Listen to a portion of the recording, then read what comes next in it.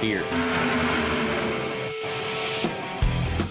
My career has provided me a unique opportunity to shine a light on agriculture. Boots on the ground, boots on the ground. Hey guys, we're here today in Alvin, Texas. How about it? From the back to the front, Ross Chastain wins the Coca-Cola 600. 600, baby!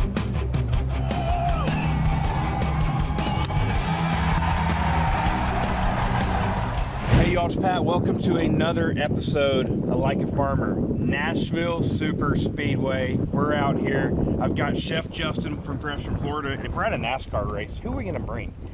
Six time, that's a new thing. Cup winner, Ross Chastain. Well, I just want to start there, man. Coca-Cola 600, like winning that race the other day. Just put me in the driver's seat. Like, how are you feeling? Felt good. So we started Saturday really fast in practice. We crashed our car. We built another one overnight. The team was up really late, was up early Sunday morning, worked all the way through Sunday to get the car through tech, put it on the track for the pre-race, and then we took off in the race, and we had 600 miles to get to the front, and we did it. We took the lead with 6 laps to go, past the 11 and the 24 cars, 2 iconic cars in the sport, and took the lead with 6 to go and won the Coca-Cola 600. So still got the win ring on, man. It's amazing to feel that, have that. I'm gonna wear it one more day when I go to get in the car this weekend. I'll take it off, be done with it. But yeah, it feels amazing to accomplish that. That's one of the crown jewel races for sure. Well, look, today I'm excited to talk about NASCAR. We're gonna talk a little farming, but first we're gonna start with talking food, okay? And just right off the bat, Chef Justin, why don't you tell everybody what we're going to be cooking today? What are we rolling with? I know we're in Nashville, so we're going to add a little bit of heat. That's right. Trackside doesn't get much better than this, right? We got a spread. We've been grilling. We're chilling. Of course, the centerpiece, the Florida watermelon. Even though we are here in Nashville, Tennessee, I was able to go to a local grocery store and purchase Florida watermelon. And here it is, and that is a beautiful thing. It is the season. So make sure y'all go out there and pick up your Florida watermelon. But look at all this stuff we got here at the track. Florida goodies everywhere, Ross. We're talking Florida peanuts, Florida blueberries, Florida sweet corn in season. We made potato salad with Florida potatoes. We got our smoky sausage dogs with our Florida relish cucumbers and Florida tomatoes. Of course, our burgers, Nashville style, right? We got our pimento cheese, our Nashville hot. And then I think today we're gonna pull off something a little different. We're gonna do these nice traditional wedge salad, but we're gonna do watermelon wedge with a blue cheese and Nashville spice. It's gonna be spectacular. I think the big thing to point out here too, and it's like anytime I'm with the Chastain family, we're at a NASCAR race, we're eating good. So I'm excited about that today. But the amount of the food that comes into just a NASCAR race, I mean, that's the thing. The two industries coincide. You do a beautiful job at it, Ross. Every time you win a race, I mean, you get up on the hood or the top of that car and you smash that watermelon. Tell me, and Chef Justin, you hit on this as well, that is an impact that is really helping these watermelon farmers, especially out of Florida, but all over the country. I mean, why do you do that? Well, to win a race on Memorial Day weekend, one, what that means for our country and the patriotism that NASCAR shows, and remembering the fallen and those that sacrificed so much. So for me, I had Mr. McRae on the car and had his family there, his 2 daughters, son, and his wife there to take in the race and enjoy it. And then when I smashed that watermelon, it is everything that I ever thought it would be to win a cup race on Memorial Day weekend. That's the culmination of South Florida watermelon harvest. That's where my family and our family grows and sells their watermelons through Memorial Day. Now it's moving to North Florida. So now the North Florida farmers get to pick up where we left off. So these watermelons truly came from Florida. The one I smashed on the top of the car was from our family farm. Incredible.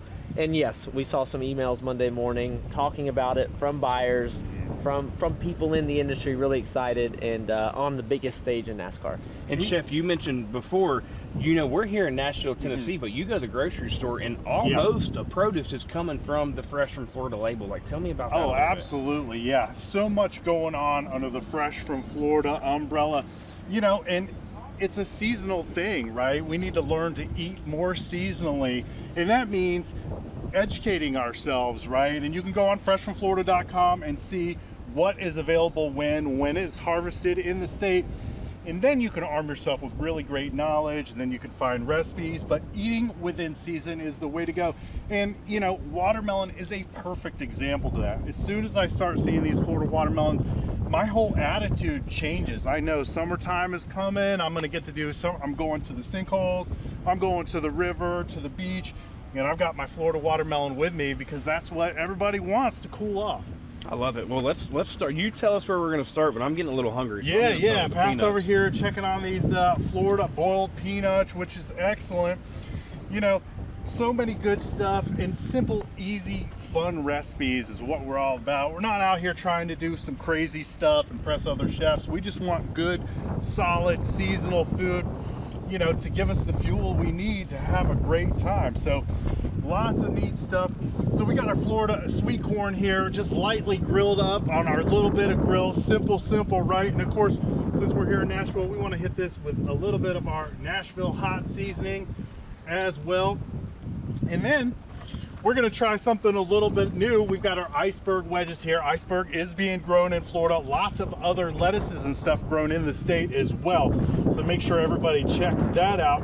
But we've got our wedge. So I'm going to go ahead and pour some nice blue cheese dressing on here. Ross, maybe you'll hit it with some of that chunky blue cheese. There we go. And then we'll finish it up with some nice diced watermelon on top. And man, I can't wait to try some of that.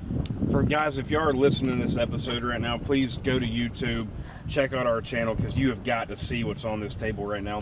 Ross, while you're doing that, tell me about your driving, like, food day of a race. What are you eating before, and then what's your meal afterwards look like? Yeah, so my whole week revolves around racing on Sunday afternoon. So as soon as we're done with the race, it's either celebration like last week, and we're going to celebrate, and the recovery is going to take a little break. But all the way up to Sunday is mainly hydration throughout the week. I need to be hydrated way ahead of the race so that I don't get cramped in the car, have cramps. On race day though, it depends on what time it is. This is a night race, Sunday night, 6 p.m. local. So I'll eat a normal breakfast that early in the day, you know, 10 hours or so before the race. I can have kind of whatever I want. My body can take whatever. So it's a Cracker Barrel 400 this weekend. I might hit a Cracker Barrel. Yeah. I mean, come on. And then lunch gonna be chicken and rice, or the pre-race meal, I should say. The pre-race meal, I really only do 2 meals on race day. So it's just plain grilled chicken, plain white rice. You know, on my way out to the track, if I hit a Wendy's, I might get a little something there, a little frosty to get me through that midday. But you know, when that last meal has to be, for me, I've found to be just plain chicken and white rice. It's got to be simple. No seasonings on it, like no flavor. It's got to be simple to feel the best in the car. I've tried all kinds of things. I've tried like salads. I've tried eating a lot of watermelon. I got to manage my watermelon consumption because remember, no bathroom breaks. Yeah. That's tough, but that's huge, you know. And just like Ross talks about the type of food he needs to have to keep him good in the car, it's the same thing for all of us, right? If we want to be racing through our days and at our peak performance, then we need to fuel up with the good stuff too, right? And most of that is wonderful Florida fruit and vegetables that we have on Showcase, because that is the perfect fuel for our bodies. Love it. Well, what are you trying first? Right? Let's put a little bit of watermelon on top of this wedge and make sure this has got... You can put watermelon on anything. I mean, really. Anything. And that's the thing. Just cut the watermelon, chunk it, and put it on stuff. It's easy. For So sure. are you, when you say that, are you doing watermelon on pizza, or have you ever done it? I've never done it, but you know what, Pat? It's your pizza. You can do whatever you want to with it. Heck yeah. Let's try it. All right. I'm definitely going in for just some straight watermelon right now. I'm going corn first, Oh. guys.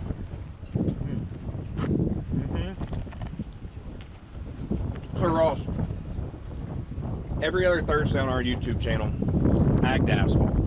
We've been doing it now, coming on 2 years. First year, we were going to family farm operations, bringing them to the track. You kind of reversed it for this season. Tell us a little bit about that. How's that going? It's amazing. So we're not doing as many, but that way we can have more quality time at each farm. So going into a race market early, ahead of a race recently, went into Braselton, Georgia. Last episode or a couple episodes ago, did a turf farm. So they do, it's called precision turf. and they're putting the grass in a lot of stadiums that we watch on TV, like Clemson, and where Clemson's going to play football, that grass is grown there. So that's stuff like that, tying it to things I've seen. I see grass. I never paid attention to the grass. Now I see the farm that it's grown at, the people that go install it, the way they do it, and the rolls, and how heavy it is, and how thick it is, and how perfect. I mean, you're looking out across acres and acres of perfectly precision turf. I mean, their name is accurate. So seeing that kind of stuff and seeing the farms and the farmers behind it, people don't think of grass, as a farmer, but they're farming that grass and getting it ready to go, score touchdowns on. I think that's been one of the coolest things about it too. It's like we all look at these farmers and where the food comes from of it being this easy job and like, hey, they're supposed to be doing this, but the stories that come behind these family farm operations are unbelievable. The adversity that they have to hit every single day, as you know, with natural disasters and policies and labor. I mean, we can go on and on these adversity pieces, and for a group like Fresh from Florida and for people like Ross Chastain, like highlighting that industry is one of my favorite parts about the job. Yeah, making agriculture cool and farming cool, which is super important. As a country, we cannot survive without agriculture. We just can't. And so it is vitally important. And we're talking national security with it, right? Because if we have to depend on other places for our food, then that's not secure. But so, making farming cool, having, the younger generations understand that, look, they can do this. They can be successful. They can have an amazing, impactful life in agriculture, wherever you are in our amazing country. So, you showcasing that, I think is really, really, really important for everybody who buys food at the grocery store and hasn't necessarily been on a farm and doesn't necessarily, to your point, understand all the stuff that goes into this. So I really appreciate all the work that both of you guys do to help bring awareness to agriculture, the things that it takes to do, and what it really means to us. Well, we appreciate absolutely. Yeah, heck yeah. Well, keep talking about that. We appreciate you as well, Justin. And one thing, when Ross and I were coming over here, we play a game on this show, okay? Yeah. And the people want to know one question. But before we play this game, it's called Cut to the Chase, all right? Okay. Cut to the Chase is presented by Case Knives. Nice. And we have actually brought you your own custom Like a Farmer Case knife. Pretty cool, right? So the one question that came about is, you've been a chef for how long with the state of Florida? Wow, I'm probably going on 19, almost 20 years as the state's culinary ambassador. I don't even believe it myself. Almost 20 years. So the people that you've cooked for and the experiences that you've cooked for, we want to hear a couple of cool stories that you've been a part of when it comes to this culinary experience. Yeah. Really, I think is taking these amazing Florida products all over the place to showcase. And wherever I go, people are really excited. I mean, I've gotten to do some really cool things and been hanging out with Ross for a little while. So we've gotten to go for a few tracks. I mean, we were there with him, at Daytona. What an amazing experience that was, of course, and look forward to that every year. But some of my other favorites was going to London Olympics and bringing Florida seafood in and cooking for the USA athletes at the USA House and letting them have a little taste of home. But really, and then some of my other favorite things are educating kids, really going into schools, teaching them, look, you've been into the grocery store with your parents and you see, but that's not where the food comes from. Get out to these farms, go to the pig farms, pick and really experience that, to have a real appreciation of some of these things. So the ag education, and then of course people's response to that. Simple food is really the way to go. We don't have to have all this complicated stuff, just simple, good, homegrown ingredients, and we have delicious food. We bring our friends and family together, and that's what it's all about. It's special being here at this track and getting to watch race. But then when you add in good food to all of that, I mean, you're making core memories. So really good stuff. And I need people, once again, we are live here at the Superspeedway. We've got cars going on. We've got workers. I mean, this whole involvement week over week that NASCAR does is incredible. Educate me a little bit. So Fresh from Florida, awesome thing that the state of Florida is doing. Yeah. Is there a lot of other campaigns like that in these other states? Or is Florida, I mean, we all know Florida's the best state in the world. Yeah, 100%. Yeah, there are a couple of other ones. You know, if you look at some of the big ag states like Texas, California, Georgia Grown has a really good program as well. And the great thing is that a lot of these other state agricultural programs or associations see what we do in the state of Florida, and they want to emulate that because we are ahead of the curve. I mean, you know, we're talking about billion-dollar ag business here in the state of Florida, and most of that is consumable food, right? I mean, a lot of it can be, like you said, turf and grasses and plants and all these things, but most of what we're talking about is food. So who better to help educate that and demonstrate that than a food professional, which is where I come in. So it is really cool. And I believe I'm probably the only full-time agricultural chef in the entire country. So it really is an honor to be able to do this. That's something new. Yeah, yeah. Shout out Chef Justin. Often imitated, never duplicated. There you go. I mean, we've talked about it a little bit, guys, but the Fresh from Florida label, where you really can go, I mean, help me out. In every state, pretty much. I mean, a majority of the states. I mean, it's all over the country. Yeah, for sure. And I fly all over the country doing this kind of stuff and different things. Like, you know, we were just in Chicago, and I saw Fresh from Florida stuff in the grocery store there. Certainly before we came here, Tennessee, Fresh from Florida stuff. We were in Boston earlier this year. There was Fresh from Florida there stuff too. So all up and down the East Coast and out west, you can find the stuff. But what you really need to do is go to our website, freshfromflorida.com. All that information's on there. What's growing when, and then Recipes. You can find it. I mean, there's all sorts of stuff on that that's website. Right. Ross, take me a little bit more in depth. Peel back that Fresh from Florida label and go into the family farming operations like what y'all do with Melon One and etc. Yeah, it's no I eat a accident. dog. Go ahead, man. That Florida dog, Right? that's good. It's no accident that when I pull up to our family farm into the office, the Fresh from Florida sign is right there. It's what's on the door. We're proud to be a Fresh from Florida farm. Hey y'all, it's Pat with Like a Farmer. Are you looking to add some local flavors to your recipes? Well, visit freshfromflorida.com today, where you can browse hundreds of delicious recipes that bring Florida freshness to your table all year round. Become a Fresh from Florida member for free and create your own menus. Save and send your favorite dishes and get exclusive access to monthly newsletters packed with fresh local recipes. I can promise you, you will be a favorite in your neighborhood. From the Florida fields to your fork, year-round freshness and flavor are just a logo away.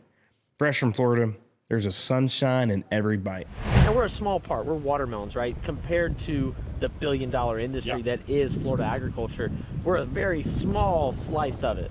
But we're proud. And other farmers, I see that. I go to our neighbors, and they're growing a variety of veg. They're growing a lot of other crops in our area. South Florida is so unique because the weather is what makes it. So we're able to put plants in the ground. We're able to transplant our watermelons the first week of January. Some guys are going in December. And when I think about that, the produce, the crops that are coming out of South Florida are coming at a time where the rest of the country is cold. Yep. We can grow earlier, and that's why my family went to South Florida. In the all the way up to the 1950s, the Chastains were in Georgia, in South Georgia. And my great-grandfather, Cicero, moved the family to South Florida because the Florida climate offered that earlier crop. And I hear that from other families. That's why other families have came down. Lady Moon Farms on the Ag to Asphalt show. Yeah. That was their same thing. They were way up north, and they heard father moved the farm down, started very small, and came down to South Florida knowing that for his family to succeed in agriculture, they were going to need that warm climate early in the season to get crops out and sell. And that's what makes our country so amazing. We have such a diverse geography, and you go out to California and see the same thing, Southern California versus Northern. It's a very good snapshot of what we have in South Florida, and we're proud. And it's no accident our Fresh from Florida sign is front and center. Yeah, I mean, look at the hat he's going on. Yeah, I want one. Well, hey, apparently if you want one of his hats, all you gotta do is go steal one. I mean, dude, tell me, how did that even happen last week? If somebody just grabs? Yeah, look, I keep the hat inside the car on the shifter, and I'm a hat guy. I like hats. I don't like to do anything without a hat on. So I've got boxes of hats over the years from my career that I keep. And yeah, the guy just reached in and grabbed it, and he was had a good day, I'll say. He was celebrating, I think, all day. So he wasn't thinking very clearly, but he grabbed it and ran off, and luckily security grabbed it and got the hat back. It's just one of those things. I think it would have been cool to have the winning hat, but the way he took it didn't feel good to me. I asked for it back.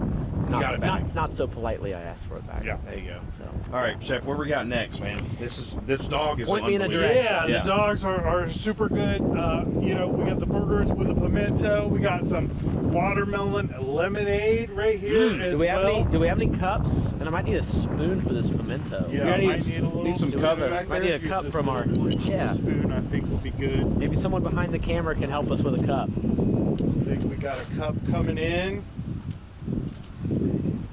Oh no, we got some cups. So this watermelon lemonade, some really good fresh lemonade. I had a little Florida key lime in here too, and then just some fresh mint and the fresh watermelon marinating in here. So we'll drink this right all day, probably over some ice and stuff. And then at the end of the day, I'll reach my fingers in there and grab that marinated watermelon out of there because it's right, been rock. infused with that. So yeah, good stuff, man. Simple, again, keeping it simple and easy and fresh. You know, watermelon's meant to be enjoyed just like it is. So just simple things to really highlight it and accentuate it is what it needs. 4th of July is coming up, boys. What's some of your, starting with you, Chef, give me some of your go-to recipes, whether you're on the lake, on the boat, on the back of a tailgate, cooking up, whatever you're doing. What's Yeah, heck yeah. a couple good When recipes? the cameras are off, what do you do? You know, seafood is really my thing, so I will take some shrimp and marinate them, and, you know, cook them and marinate them.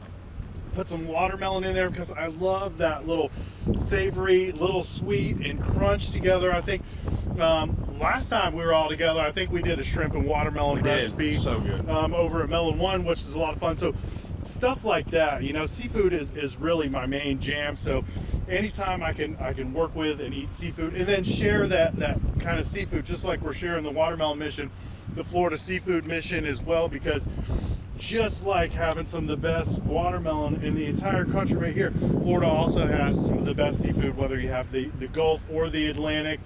It's so good. So not only are we supporting the agriculture and our farmers, but we need to do the same thing with our fishermen and our ranchers as well. What's your go-to 4th of July recipe? Watermelon. I'm just gonna eat watermelon all day. Yep. I feel like that's all a guy eats is watermelon. I'm more of like a grilled chicken wings, like throw them on the grill, char them up a little bit. Yep. Oh, Yeah, dude. heck yeah. We'll work on a watermelon glaze for some wings for you. Oh, we've got to. Yeah. We need to do Yeah. like a Ross Chef Justin and Pat like recipe book. Yeah, Just 2 or 3 yeah. like really good recipes that you can use. Like year round. a whiskey watermelon glaze for some wings or something like that. Yeah. We can hook it up. What's coming down the pipeline with you next? I mean, you've got obviously some seasons coming down. I'm sure Yeah. you'll be doing some cook-offs. We're all ready for football lots of season, stuff obviously. going on. You know, we're headed back to Tallahassee here soon, and then we got some promotions with the Jags, so we're headed off to Jacksonville for stuff. I got a big citrus mutual conference coming up as well.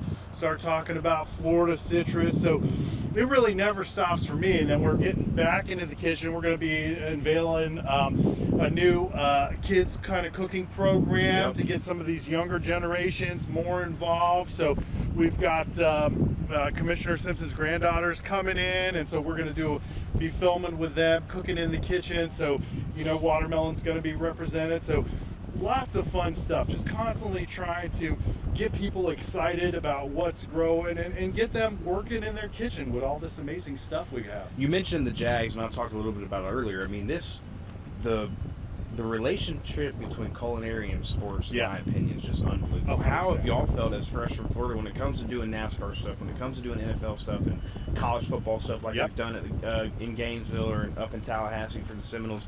I mean, what is y'all's kind of opinion when y'all have been doing that? It seems like it's worked really well. Yeah, no, I think it works really, really well, you know, and Americans love their sports, so it's a great place. You know, all these sporting venues are great places for us to be able to go, to be able to spread our message. And just like you said, food goes incredibly well with any kind of venue of sports. I mean, it doesn't matter, you know, like we were just in Chicago, we went to a White Sox game, and I'm up there with Kaminsky dogs, you know, this big, just stuff in my face like crazy. I mean, I want to experience it. And, you know, you have these amazing things, and you put the food with it together, and just brings it all around. And then you got your people with you too, and it's an unbelievable experience. I want more people to get out there, and it doesn't matter whether it's just a local baseball team or a little something. You know, get out there and enjoy these things, support, right? Set up your picnic, get your people together, and have a great experience. That's what life's about. Ross, just like I asked him, I mean, you've got Nashville this week, next week Michigan. Okay, so what's coming that, like, in your mind after coming off a big win, like, I mean, Coca-Cola 600, guys, I mean, that's top 2, top 3 races in my opinion. I'm sure you'd agree with that. Like, how do you get back into that mindset of like, okay, it's go time? I think the next day you're on a damn plane to Milwaukee talking to you. So I mean, how do you just lock back in? Yeah, so we did take Sunday night all the way into Monday morning to celebrate it, and then we had some work to do Monday and Tuesday, back at the shop Wednesday with the team, end of Tuesday and Wednesday to celebrate with them in person and start the process. They had already started, but then I started my process for Nashville Tuesday afternoon.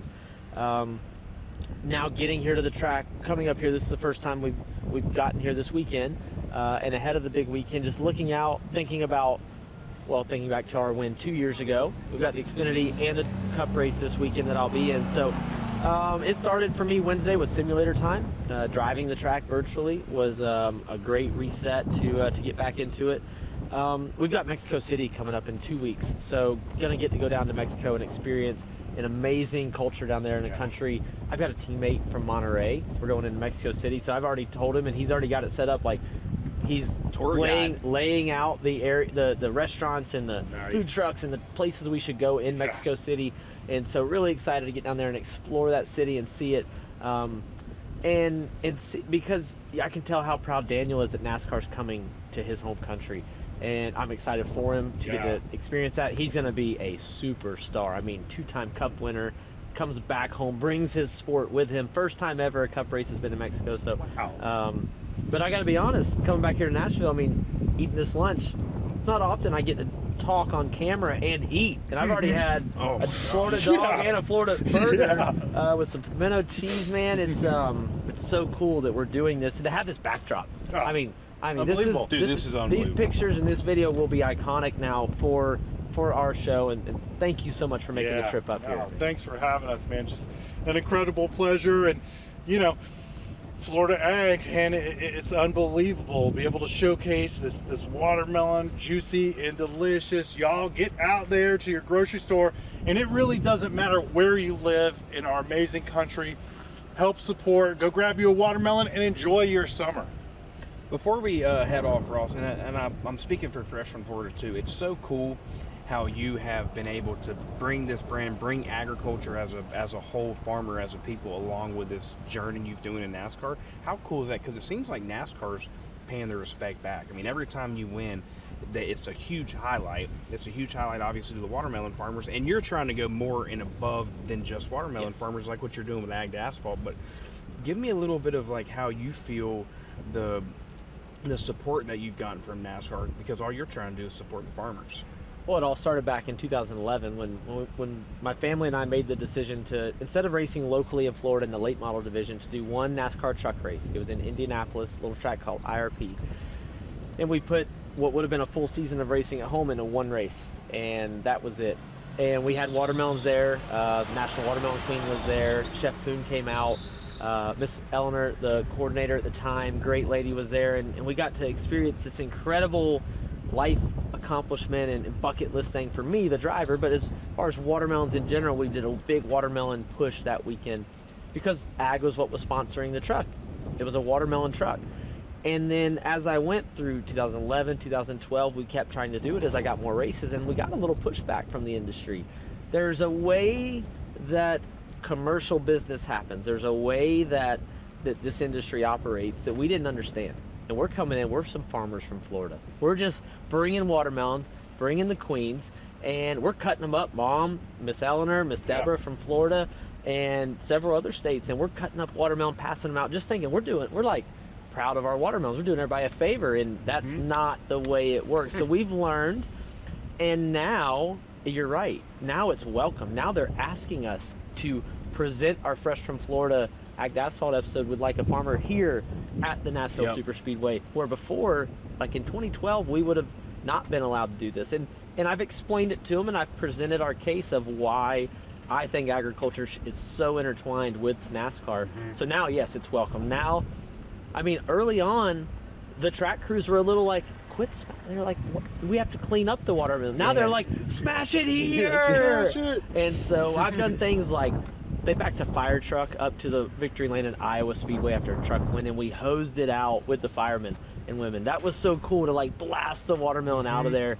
That was a really cool moment. I've swept it out at Pocono, and the track is they're so excited to see it. So yes, it was a little hard at the beginning. I mean, we had definitely our growing pains as I was ascending up through the sport, but now they know Ross, when he wins, we're gonna smash watermelons. I think some fans are fans of mine just because of the celebration, and I've had questions of they're like, is the watermelon ever going to be a yellow watermelon? Are you ever going to do some other Florida commodity? Are you going to do some other piece of veg? I had a teammate, AJ Allmendinger, several years ago. He's like, I can imagine one day you're going to get out. It's going to be an entire fruit salad. You're just going to have handfuls, a big basket. You're going to dump it all right on the track. And so we'll see. We're sticking with the watermelon for now, but you never know. Yeah, and it's important for people to know what you're doing with Ag to Asphalt. I mean, we're highlighting all the commodities out there. So we need more people like Ross Chastain. We need more brands like Fresh from Florida and Chef Justin. I appreciate both of y'all.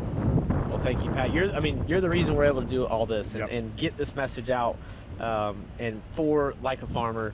And what you've built there, man, it's ag focused, and that's why I'm a fan and why I want to be part of it. And there's no telling what we're going to come up with next, right? Oh, dude, there's no telling. We're going to continue to have Chef Justin on this show. It's always great, and we get to eat while we do it. I mean, we're ready to shut this episode off so we can start really digging into some eating. food. I will say, next time we do this, I'm going to bring a napkin out. Yeah, 100%. You needed a napkin. Bigger cups, because that lemonade is unbelievable. It is.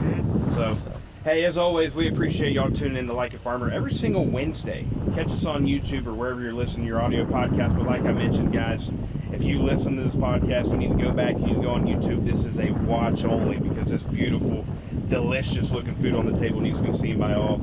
As always, continue to like, comment, subscribe, share, do whatever you got to do to be like a farmer.